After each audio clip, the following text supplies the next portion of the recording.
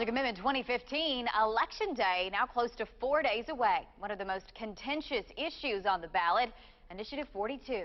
Tonight, we take an in-depth look at the education spending bill. 16 WAPT's Scott Simmons puts the ads for and against it to the truth test.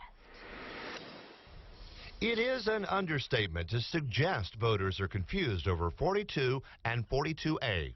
A judge in Hinds County, Mississippi, predominantly black, it's going to be a black judge.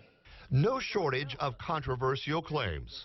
The administration and the leadership in the House and the Senate intended for it to be confusing to the voters. To say that it was put on there intentionally to confuse people, I'll just have to respectfully disagree. Phony magic. Same old political trick. Some of the television ads stretch the truth. So let's start with this one called Tricks. It's funded by an anti-42 political action committee. It's liberals promising more money for education. He claims if 42 passes, a Hinds County judge will take over the funding decisions for K-12 public education. Take this liberal judge on TV now. More funding for every school. It's a lie. This spot does not pass the truth test. All in the world it does, it requires the legislature to meet a standard that they adopted, 13, 14 years ago. We turn to former state Supreme Court Chief Justice Ed Pittman to explain why a Hinds County judge will not be the one to decide who gets what money if 42 passes. The judge can only say the legislature passed a law appropriating money and it doesn't comport with the Constitution. Therefore, the legislature must redo it. And if it doesn't comport with what the Constitution requires, all the judge can do is strike it down and tell the legislature to act again. 42A is the lawmaker-authored measure that is also on the ballot.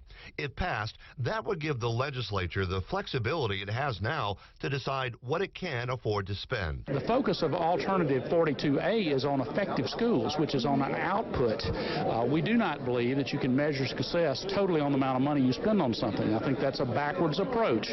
But the 42 backers have been playing a little loose with the facts on this spot called bullies. And now, some politicians are trying to bully us into voting against Initiative 42. Lawmakers have said if 42 passes, other agencies may have to sustain budget cuts to make up for the millions of more dollars it will have to spend on K-12 education. They decide how to spend it. No budget cuts. No tax increases.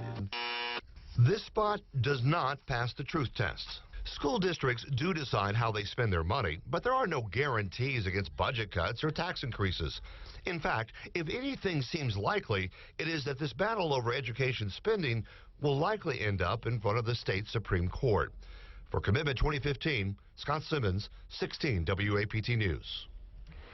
Are you still confused about Initiative 42? Well, we have a detailed explanation of what you will see on the ballot Tuesday. Just head over to our website at WAPT.com.